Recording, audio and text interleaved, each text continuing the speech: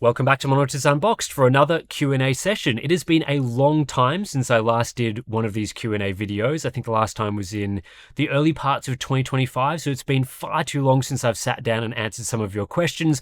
Apologies for that, but we will be getting to the questions that you guys submitted today. I know a lot of you asked questions in the YouTube community tab. We also have some questions from our Discord community, which is available for Patreon members. So I guess without further ado, let's get into it. Today's video is brought to you by Odoo, an intuitive and fully interconnected business solution designed to boost productivity for companies of all sizes. Running a business generally means using a, frankly, ridiculous number of apps, one for accounting, another for inventory, another for sales, and so on. But Odoo's approach is to put all of that into one platform. They offer over 40 integrated business apps covering all of these things and loads more, making it the perfect business solution for a wide range of sectors. As everything is part of the same platform, your data actually talks to each other, which is generally preferable to maintaining 6 spreadsheets and hoping nothing breaks. And we know a lot about the difficulties of maintaining spreadsheets. Odoo is also highly customizable while maintaining a sleek and modern approach compared to typical apps. Whether you're running a small business or managing a much larger operation, you can build a setup around the tools you actually need. Get started with one app completely free and enjoy the reduced number of subscriptions and spreadsheets. Check out Odoo below using the links in the description. So the first question is, how is the timeline for micro LED monitors looking? When can we expect them to be in high-end monitors? Yeah, this one comes up quite a bit, I guess, because a lot of people are interested in the next generation of monitor technology. Obviously, this is sort of a future-looking thing for LCDs, moving from the mini LED backlights that we have today, which, have one zone that's used across thousands of pixels, to a true micro LED where you've kind of got one zone per pixel, so one illuminating LED per pixel, sort of like an OLED, but slightly different technology used there.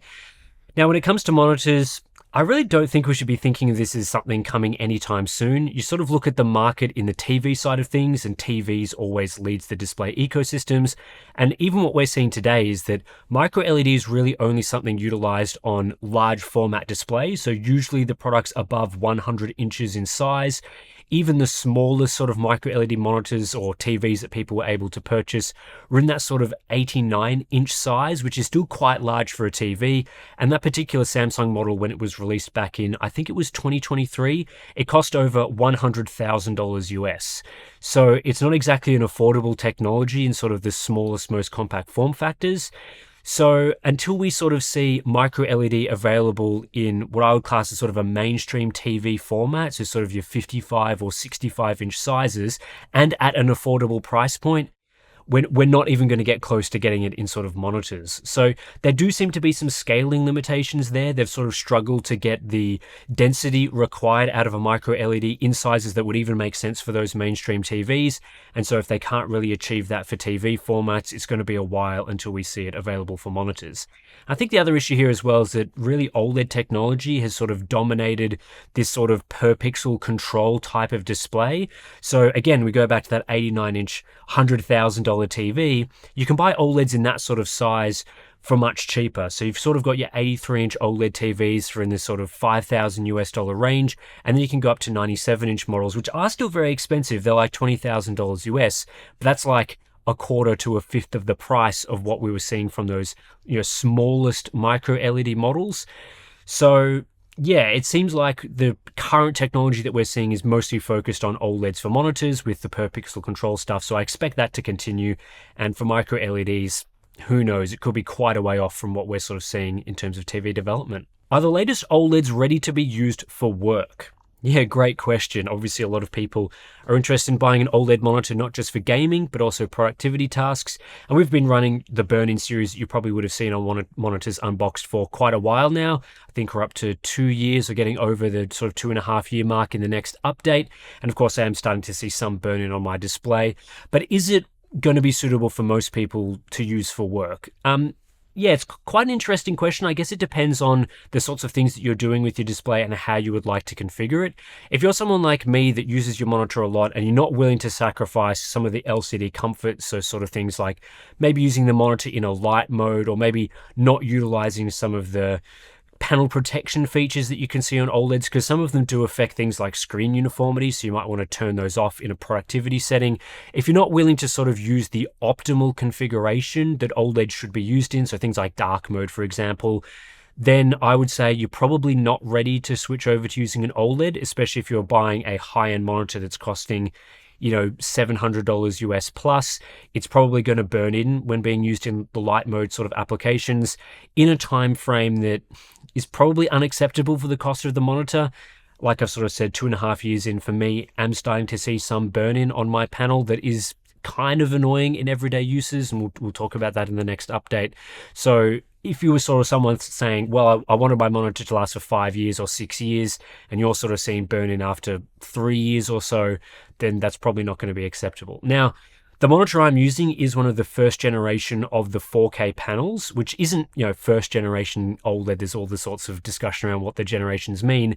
But Samsung Display and also LG Display, with their technology, they're continuing to iterate on the emissive layer. And so if we're starting to see newer technologies coming out that improve the efficiency of the emissive layer, we would be expecting burn-in to last, or burn-in to not occur for a longer period of time than what I'm seeing with my panels. So Samsung has moved to a newer generation with the 2026 panels that we're seeing this year, the new ones that go up to True Black 500 spec.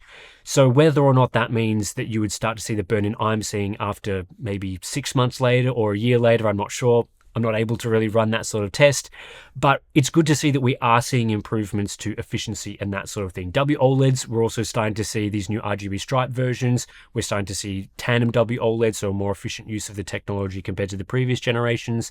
And all of that is supposed to improve efficiency and help out with burn-in. So there are some good signs there, I guess. I would sort of say, considering the prices of some of these monitors, they're quite similar in price to LCDs, especially if you go for something like, we're starting to see 4K 32-inch 165Hz models for around $600 US, which is quite similar to what you would have had to pay for an IPS LCD maybe a year or two ago. In some sense, it's almost just worth going, well, for that price, there is that sort of risk of burn in there, but is it just worth getting the nice screen? Because they are great screens to use for productivity. High motion clarity does benefit productivity tasks, smooth motion, obviously great uniformity on QD-OLED panels in particular. And so I sort of sit there and go, it's probably worth jumping in. And when you sort of look at the burn-in results from my burn-in test, it's not drastically bad, especially within those first couple of years. So again, if you're sort of willing to, it is always going to be in the back of your mind, and it may degrade to the point where within 3 or 4 years you might be going, it might be time to replace this monitor. But if you're fine with that, then I think we're probably in a position now where it is worth considering, especially because I think a lot of the risk or the concerns that people had at the start of this OLED generation is that for productivity tasks, these monitors would burn in after like 6 months or a year, because there were people using the TV formats that were seeing pretty horrible burn-in in a short period of time in the sort of desktop apps, but we're not really seeing that on the QD OLEDs.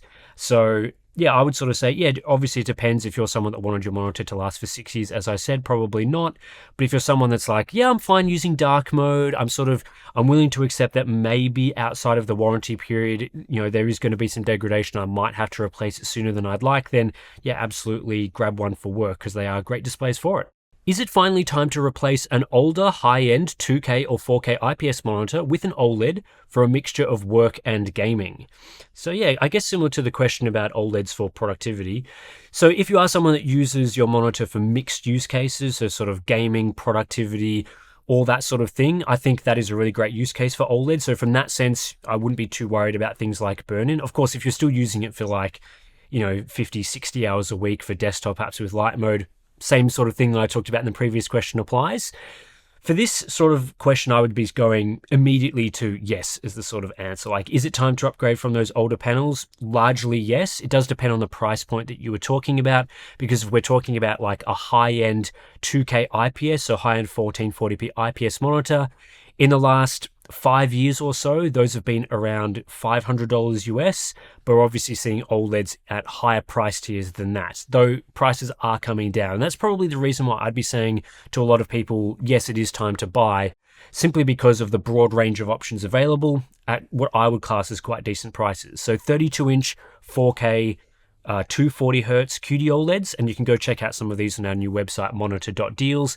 Over on there, we're sort of seeing the cheapest models in that spec costing about $800 US, which again is sort of a similar price to what you would have paid previously for those high-end 32-inch IPS LCDs with 144 hertz refresh rates. When those started coming out for gaming, those were around that price. Now you can get an OLED 165 hertz QD OLEDs, they're down around $600 US, so you can save a little bit if you're willing to sacrifice the price. WOLEDs are around a similar mark. 27-inch models, you can get those for about $700 US.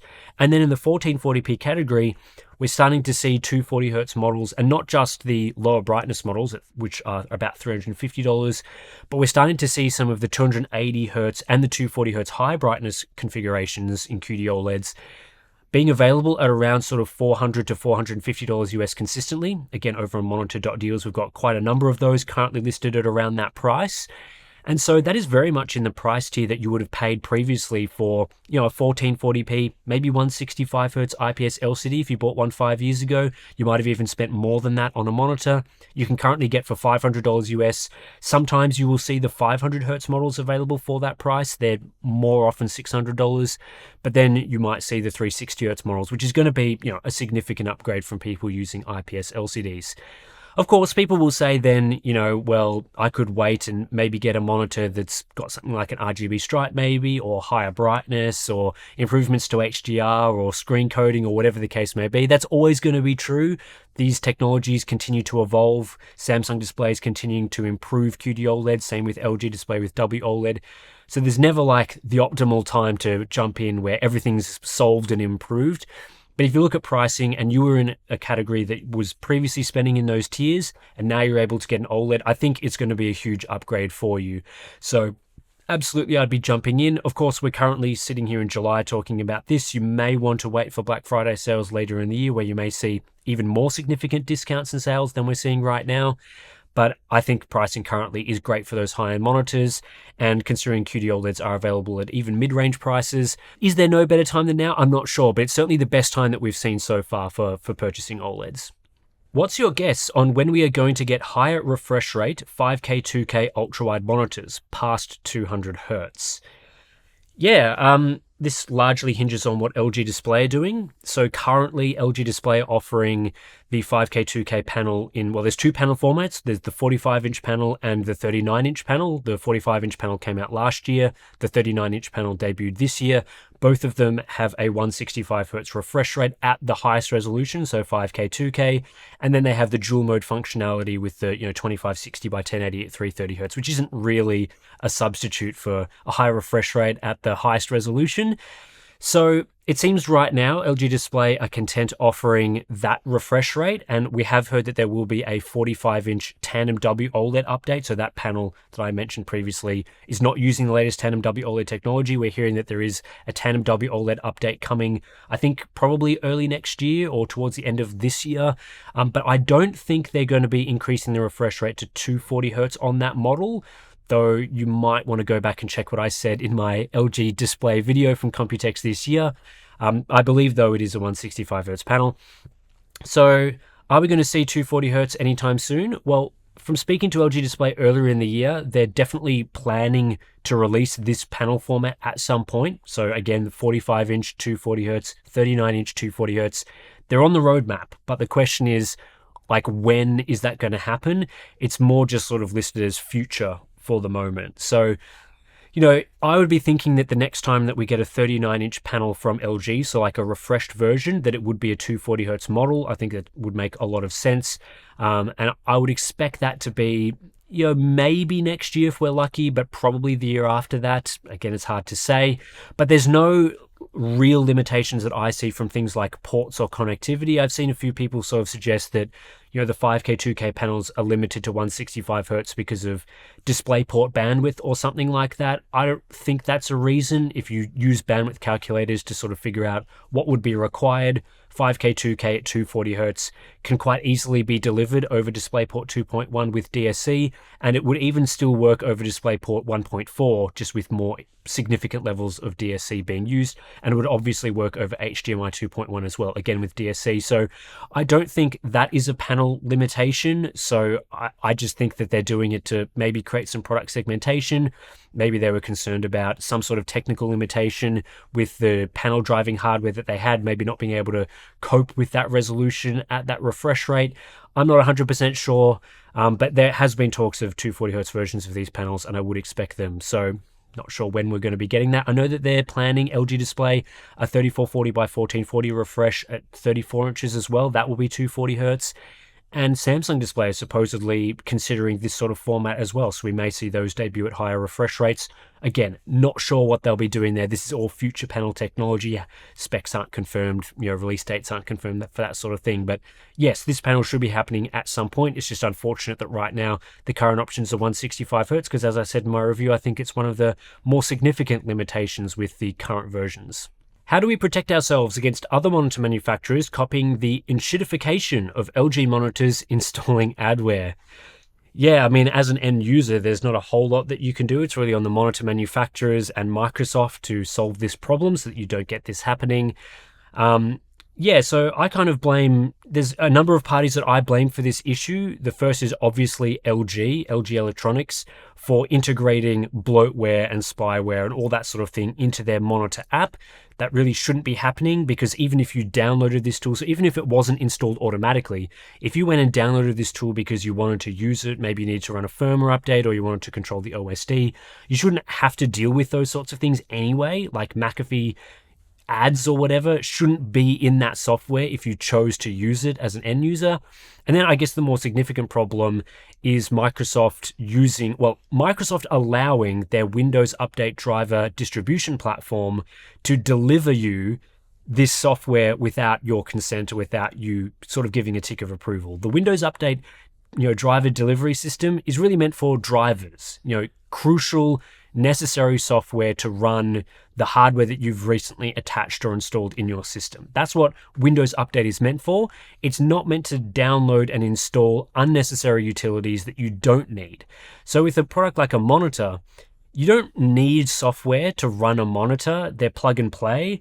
Sometimes, Windows Update can be used to deliver something like maybe an ICC profile. That may be a good thing that you'd want to use because it will give you the right color profile for the monitor that you've just used. But things like the software side of things, all those software updates, all of them that I've ever used are complete garbage. So I would say that goes beyond the scope of what the Windows Update delivery system should be being used for. And so that those utilities should never be delivered to the user through that particular mechanism. And so I guess it's kind of on Windows to fix that problem. In a good thing that we saw that they did go and tell LG to remove the bloatware that they were pre-installing on systems, which is good, but I think they really should be going through and doing better validation of what they're delivering through there to make sure that bloatware is not being automatically installed on people's systems. And then, we have seen other vendors do these sorts of things where they're sort of, they give users the choice of whether you want to install the software or not. So you plug in the monitor, it may automatically install like this pop-up thing that sort of says, hey, do you want to install the Asus Widget Center, or do you want to install the Alienware Command Center? And you can click yes or no depending on what you want to do. But then obviously if you click no, it doesn't bother you anymore. So that sort of thing is like, I guess it's okay if it happens to you once, it's not that intrusive. But how do you protect yourself from this happening? There are registry things that you can do to prevent Windows from installing third-party things through their driver delivery mechanism, which can also help you from preventing Windows Update from overriding GPU drivers and that sort of thing. So it is possible to go and do that. Would I recommend doing so? Probably not. Registry hacks and that sort of thing, they're not always the best, because it can then give you some downsides. Like if you remove the ability for Windows to install software for hardware that you've installed, then you may find yourself plugging in some sort of other device. It doesn't automatically download the drivers, and then you have to figure out what's going on. Maybe that product that you plugged into your system doesn't work properly. So there's downsides there. I think the best way of going about it, though, is just, choosing monitors that don't do this, or choosing the ones that, do this in a less intrusive way. Dell, for example, you can choose not to install the software. You just click no, it goes away. So that sort of thing, I think, is probably the better way of going about it. But yeah, it's not a great system. I wasn't happy when I saw this news. I wasn't happy that this was being installed on people's systems, and everyone should pull their heads in it and not do this, in my opinion. From your conversations with LG Display and its monitor vendors, how well do you think they are handling the issues people have been finding with the Tandem OLED panels? Yeah, great question. If we're talking about what are the issues that, we might want to be bringing up with LG Display about this, the crucial one, of course, is the grey banding issues that people have seen. We've reported on this in some of our reviews. You probably would have seen people's photos of this on Reddit if you went searching for specific models. Obviously, that's a big concern and consideration with the Tandem WOLED generation. You may also see concerns around things like, just the usual stuff, brightness, all those sorts of things. Can we get these panels brighter up to the level of QD-OLEDs? Things like color brightness, for example, is always a bit lower on the WOLED panels that use the RGWB subpixel layout. RGB stripe versus RGWB for text rendering is something that comes up as well. So, how is LG Display handling these sorts of things? One of the things I've been more impressed with about LG Display than Samsung Display in this sense is that they're a bit more open about describing why things like the grey banding issues come about. So, for example, if back in, a while ago when we sort of were trying to talk to vendors about Samsung Display QD-OLED panel dimming, we were never really able to get like a solid answer as to why specifically panel dimming was happening outside of, it's like, it's a power management thing. But then it's like, okay, so what aspect of the panel means you have to implement this power management? Never really got a clear answer on that. But with LG Display, I have asked specific vendors like Asus and LG Display themselves about like why does grey banding occur, and they were able to provide like a very detailed technical explanation. It is related to the digital to analog converters and that sort of thing. So when they take the signal from the monitor and they have to drive the OLED pixels themselves, there is some conversion and that sort of thing that goes into it. And the low noise or the noise sensitivity to those components when being run at very low levels of output, which is, dark grays and that sort of thing, is not great. So LG Display are well aware that that can happen. They're obviously aware of things like, gamma being tied to refresh rate and things like that, which is a problem for VRR flicker. And so, yeah, you can get reports from them that sort of go through, hey, this is what's happening. This is what we can do to try and mitigate it. These are the things that we see happening on our side. So the fact that they're open about it, that's a good step forward. When I talked to LG Display briefly at Computex about this, they're sort of like, yeah, this is something that we're working on for future panels. We're trying to improve it. I think Tandem WOLED was a step backwards in terms of its uniformity. Dirty screen effect has sort of been a problem with WOLEDs for ever since the first generation that came out. So those 27-inch 1440p panels a couple of years ago. The Tandem WOLED generation made it worse with sort of the banding as well that came into it. But in better news, what we're seeing with the RGB Stripe versions of the Tandem WOLED panels is that they don't suffer from the banding issue, and dirty screen effect is significantly minimized as well. So we saw that already with the Dell 39-inch 5K 2K panel, which uses the RGB Stripe WOLED from LG Display. That really doesn't have grey banding issues. And also I just recently got in the Asus 32 and 27-inch RGB Stripe models. I've started testing them, and from what I've seen briefly, they also don't have the grey banding issue. So, that does require, has required from LG Display this sort of significant change in the way that the panels work. They've gone from RGWB with the white subpixel to removing the white subpixel. That's, I guess it's cleaned up some of the grey uniformity problems there. But there's also trade-offs with the RGB Stripe version, as we sort of talked about in the 39-inch review. The brightness in HDR scenes isn't as bright as you get from the RGWB panel, and so the RGWB panel will still be available for people to use because it has strengths in other areas. Can they get that RGWB format to work better in terms of grey banding and that sort of thing? I hope so, but it is possible as well that LG Display head further down the RGB Stripe degree or the RGB Stripe path, in which case I think that will just sort of solve itself, as we've sort of seen with these current panels. So yeah, they're well aware of these problems. As I sort of said, I hope we continue to see improvements over time with these sorts of things. And yeah, we'll just see how it goes from that front, because obviously a lot of you guys have been disappointed with Tandem WOLED from that sense. I still think it's a great technology and it works really well for my sort of use cases. But yeah, the panel lottery side of things is not great. So yeah, but they're aware of it, and we'll just see how things go with some of the newer panels that they've sort of announced recently. Do you expect Tandem RGB WOLEDs to have worse burn-in since they have to compensate for not having the white pixel? Great question. Probably something that we can test, actually. Yeah, there's a couple of things here that I'm sort of thinking about when I look at burn-in on those Tandem WOLEDs with just the RGB stripe.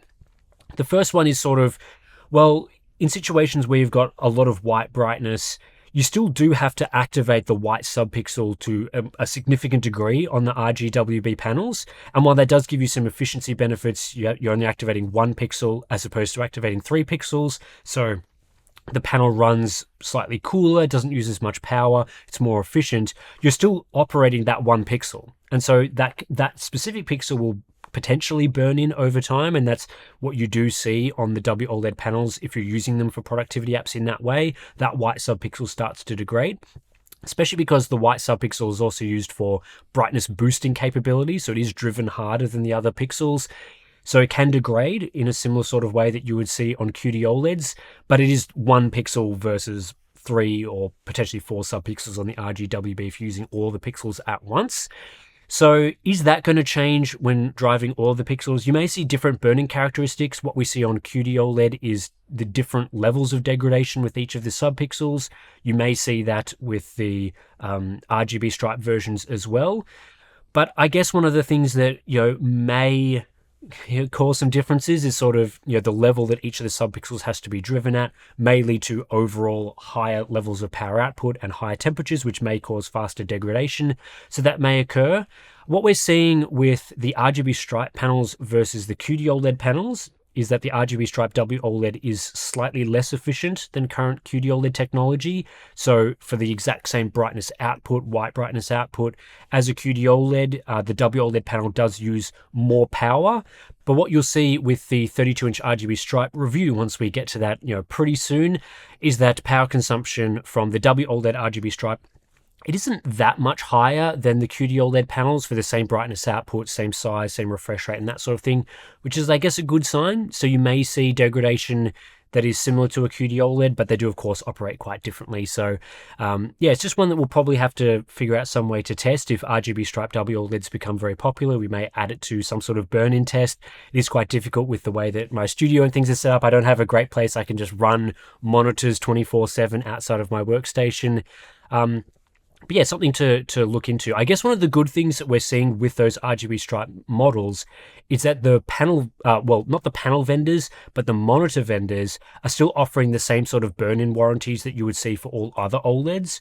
So Asus, for example, with their new RGB stripe models, Dell with their 39-inch model, they're still offering a 3-year burn-in warranty. So from a manufacturer perspective, they're confident that those panels will last at least as long as we're seeing from the other technologies. So that is something I guess you could sort of look at and go, that's pretty good. That's maybe going to give me a bit of peace of mind. Of course, you could debate whether 3 years is long enough, as we have on this channel. But generally speaking, they're offering the same sort of burn-in warranty. So yeah, I'd be expecting that if they're willing to offer those panels, they're willing to offer them with that same sort of burn-in warranty, that burn-in should be similar. But again, something that we'll have to test. So I'm going to hit pause on the questions for now because there are quite a number of other questions that I want to answer from both YouTube and Discord, but we've been running for about half an hour now, so I thought, it's probably time to have a bit of a break, and we'll answer some other questions in a part 2, which will be up on Monitors Unboxed maybe next week, maybe in a couple of weeks. We'll just see how it slots into the schedule because I am testing a bunch of other monitors as well at the moment. So yeah, thanks to everyone that submitted questions for the first part of this Q&A series. Sorry for taking so long to get to a Q&A, but here we are in July getting to it eventually. And yeah, that does it for this video. If you want to support Monitors Unboxed, we've got Patreon. You can sign up, you can ask questions to me directly in Discord if you want to, and all the other usual benefits. So thanks for watching, and I'll catch you in the next one.